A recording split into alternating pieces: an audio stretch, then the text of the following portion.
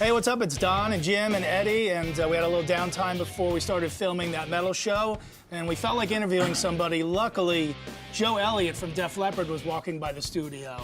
So we What a dragged him in. coincidence. How about that? Especially because you live in Ireland and all of a sudden you turned up on the streets of Harlem. Yeah, I came out of the TARDIS. Doctor Who's in town, you know. I Yeah. stepped out of the phone box and there I am. Joe, we've had half the band on, and we've been waiting to have you on. Yeah, Been well, 14 seasons. I'm the kind of standoff guy, aren't I? Yeah, Is that one? yeah. Sorry, well, the singers, I didn't mean to do the that. lead singer, disease. Typical singer. Yeah, the whole thing. We figured maybe Rick and Phil went back to you and said, stay away from those guys, man. It's nothing but trouble over there. No, I'm not going to say a word. Well, it's good to have you here, man. And Good to be here. Thanks. Def Leppard is working. I was telling you backstage before, most bands kind of slow down after 35 years or so. You guys are working harder than ever. A big tour coming out this summer. We've kind of ramped back up again. Actually, it's been kind of going that way for the last 3 or 4 years. It just seems to, the more we keep saying we're not going to do it, the more we do it. And we just keep going and going. And then this year, it's even more crazy, because last year was pretty mad, but it was basically just us and the Kiss thing. But this year we've got an album that's going to be coming out. We've got a Canadian tour, a European tour, the American tour, the South American, and then a British tour in December. And then next year there's talk of Lep Cruise, and then going back to Vegas and doing Viva Pyromania and stuff like that. So it's, like you say, I should be retired in pipe, slippers and golf, but nah, it's rock and roll, man. Well, you always put together these great packages. I know, especially when you come to America. You've been out with Poison, you've been out with Cheap Trick, you've been out with Heart, and you got some pretty great bands coming with you this time too. Tesla and Styx are going to be the special guests on this tour. A lot of history with Tesla. I saw you back in the day with Tesla. We've toured with Tesla back in 87, 88 on the Hysteria tour. They were our permanent opening act for the best part of a year. Great guys. Yeah. And Styx, we toured with them and REO back in 2007, I think it was. And occasionally foreigners step in and then REO would come back. Yeah. And again, same thing, Tommy Shaw, he's like one of the craziest people that I've ever met. You wouldn't think so to look at him, but he's a nutter, man. I love him. He also, every birthday, him and his missus send me a little video singing happy birthday to me, driving down some highway at 90 miles an hour while they're filming themselves. It's like, Jesus. Really? Or he's with his trousers pulled down and happy 50th birthday, you bastard.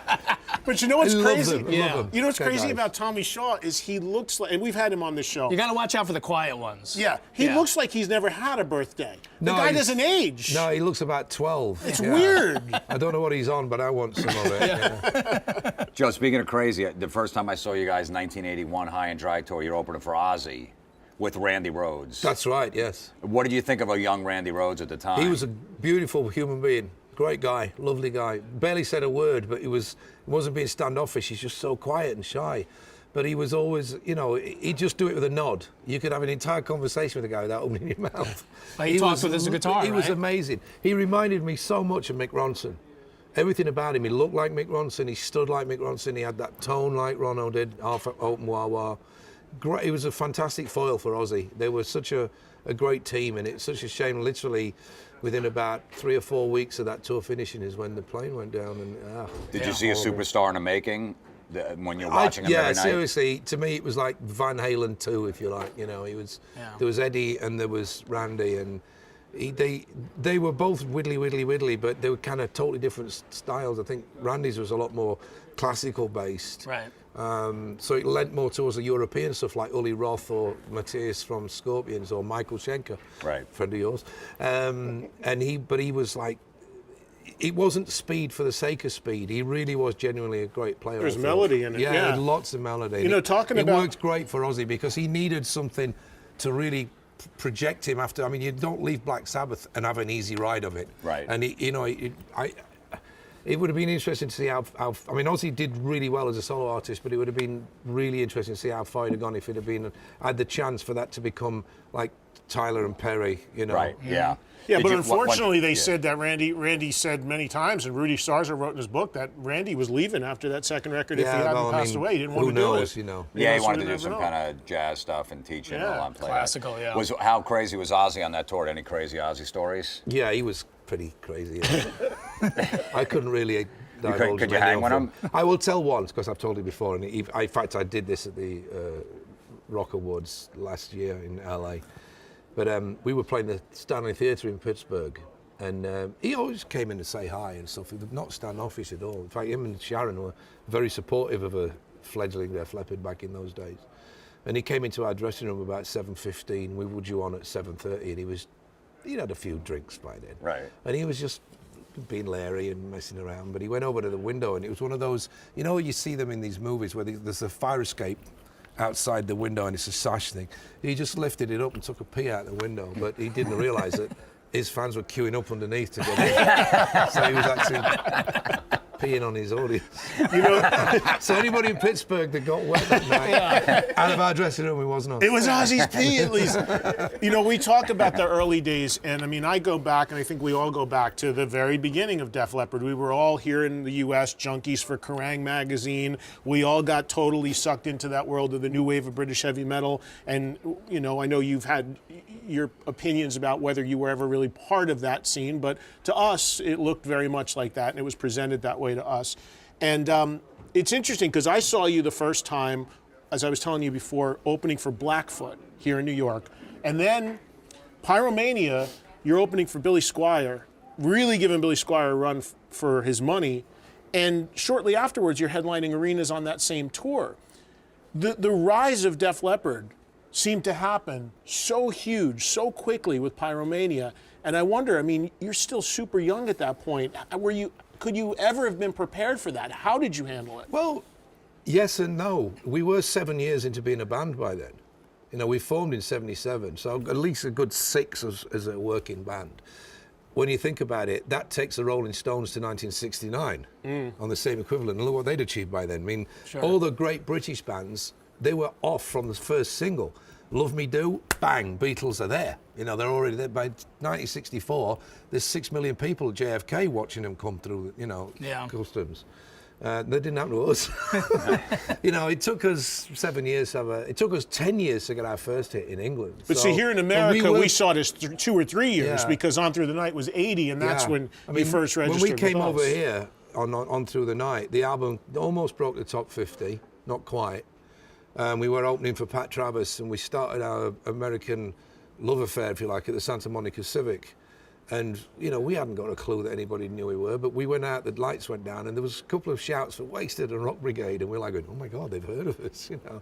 And by the time we got to Portland, there was 11,000 people there to see us rather than Pat, really. And that kind of happened a lot with the Blackfoot tour. A lot of people were coming to see us, and the same thing with Billy Squier. So the groundwork had been put in, and we were just waiting for the hit. Everybody thought Bring On the Heartbreak would be it, and it wasn't at the time, but it did a year later when MTV kicked in, and they didn't have any videos to play, but we gave them 3 a year before, and they started playing Heartbreak, and it really took off. Yeah. And then by the time Pyromania came out, everybody was primed, and Photograph just coincidentally, more than good planning, just had a great video to go with a great song, and it just looked great on TV and sounded good on the radio, and bang, we were off, you know. So 6 years of being a band, 2.5 years of those schlepping around the UK, playing in front of 3 people and a dog, and then finally getting a record deal, and then doing the, you know, opening for Nugent and the Scorpions in arenas back in 1980 after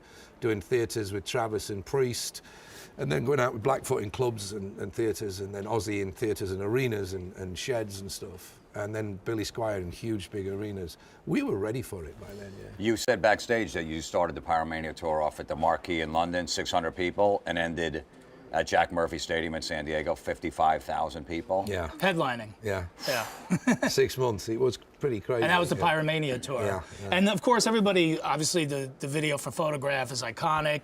I always wondered, do you still have the British shirt somewhere? No, the British you know flag what? shirts? We've got Union replicas Jack. of it. The Yeah, Union the Jack. Union Union Jack. Jack. We've got replicas of it, and I've got some originals that we were selling as merch, but the one I wore, I gave it away to some charity auction. Right. You know, I mean, I have no idea where it is. In fact, whoever's got it, there's been no proof that it's the actual real one. I wouldn't be able to look at it and go, yep, that's the one. But you had more than one? No, I had the one. You just had one? But you've got to remember, until you don't get paid instantly. We'd sold 6 million records, and we were still on 40 quid a week. Wow. Wow. You know, when I bought, the only reason I had that shirt is when we were shooting the video. We've never been like Duran Duran, where it's, oh, you've got to have this image. We was like told, you're shooting a video tomorrow. I thought, oh, I've got nothing to wear. I better go out. So I went out King's Road in London, with 25 pounds, that's all I had, and I picked up a pair of trousers that were so short I had to put the leg warmers on to hide the fact that I've got really long legs and I couldn't get any black plastic. I couldn't afford leather. Yeah. And I bought this belt with the handcuffs on, and then I got £7 left, and the shirt was in this punk rock shop for $6.99. That'll do. It was all accidental. So luckily there was no smell-o-vision back then, because it's likely you wore that outfit. Well, it did get washed. It did get washed, which is why in '88, when my jeans just ended up just as like holes rather than jeans, because they'd been in a tumble dryer like 247 times by the time we did the last show. Right. You know what's remarkable too about Def Leppard is when you think of the arc of the band, then you come into the '90s and you went through all the same struggles that any band that had huge success in the '80s did in the '90s. But you guys never broke up. A lot of bands broke up and packed it in. You tried some different things. You made a record like Slang, which I like a lot, which you actually reissued not too long ago in a special edition. But talk about that period. How tough was it? Were there times where I'm going to pack it in, we're kind of done? Oh, no. We looked at it with very good sense of humour, because it's the only way. I mean, listen, before we titled Slang, we were going to call it Commercial Suicide, because that was the working title of the album for months, because we knew people were going to go, what the hell are you doing? So we're following our muse, It's like we weren't trying to be a grunge band. We'd done 3 massively produced albums in a row, and we wanted to do something different, We just saw it as a metaphor, We were in a cloud, but we were in a big, like, super aeroplane.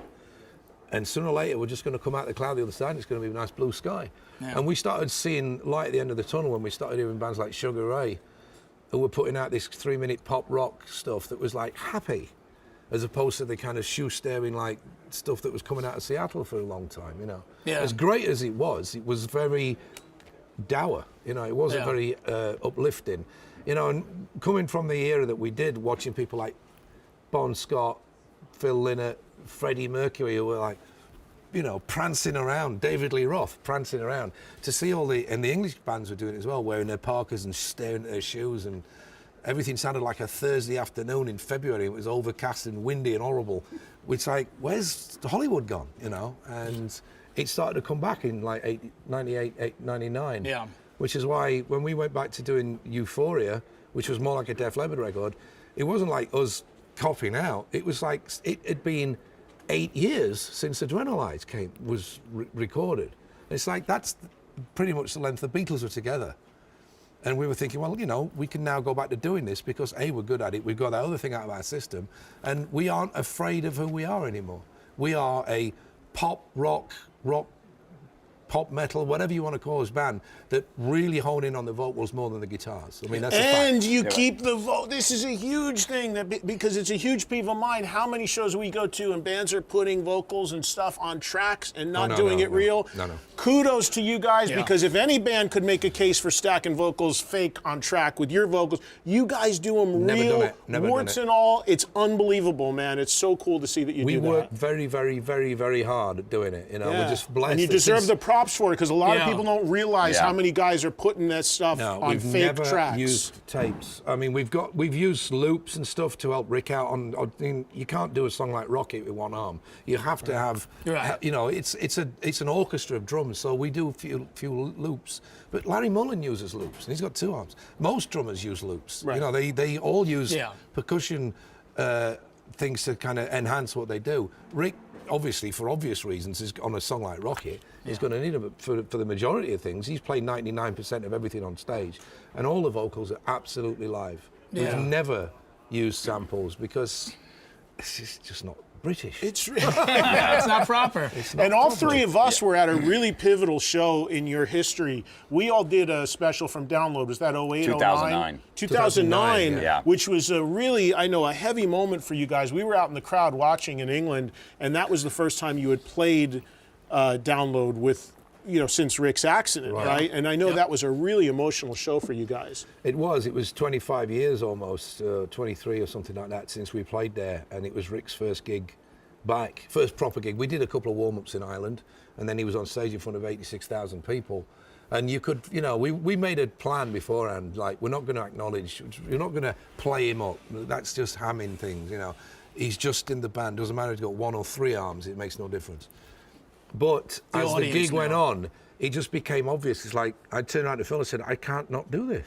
I have to introduce him. I have to. It was a heavy moment. Yeah. Remember And that? I We were did. standing at the board and we were like, wow. It was like a hairdryer, Yeah. you know?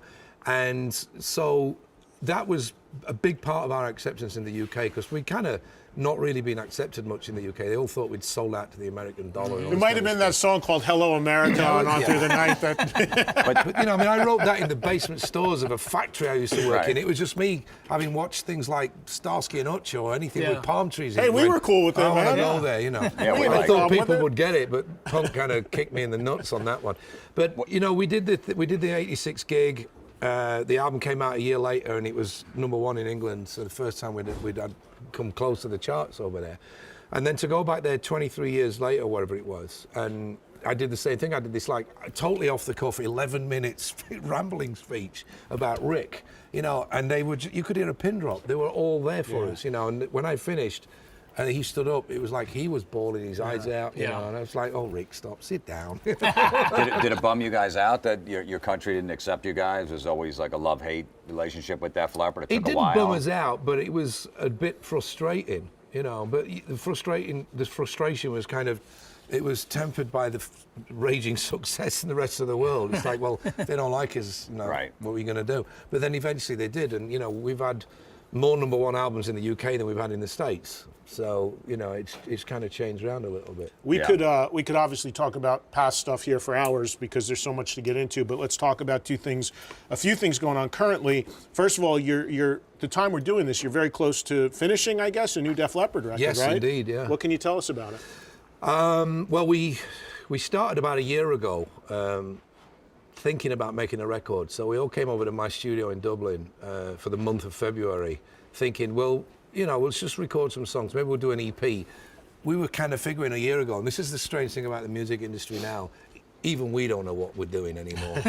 You know, it's like we'll do an EP because albums are kind of going out of fashion. Nobody's buying them anymore. Just one songs. All these people want at once. So We do still want albums. 2 or 3, Yeah. 2 or 3 songs, and we'll see what happens. And a month's gone by, and we've got 12 songs written. Okay, I guess we're making an album then. So we put it on hold until May. We got together, 4 of us got together in May. Vivian couldn't come because he was going through the chemo. And the 4 of us came up with 3-4 more songs. So we only got together to kind of do a bit more work on the first month's worth of work. And then, okay, well now we've got 15 or 16 things cooking. Then we had to stop and go out and do the Kiss tour. And then when that finished, I was back home by October or so. And so I've been going in and out and just singing a bit here and there, just, you know, waiting for us to get back together. And we got back together last month. No, this month, 2 weeks ago.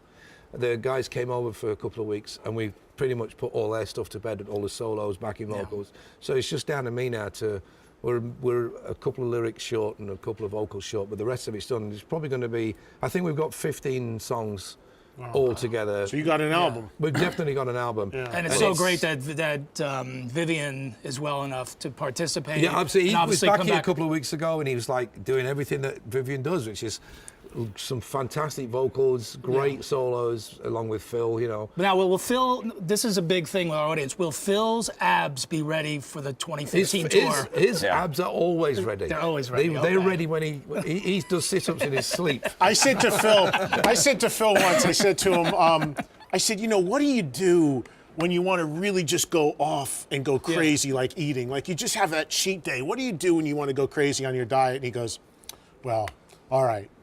When I really want to go crazy, I have a tortilla chip.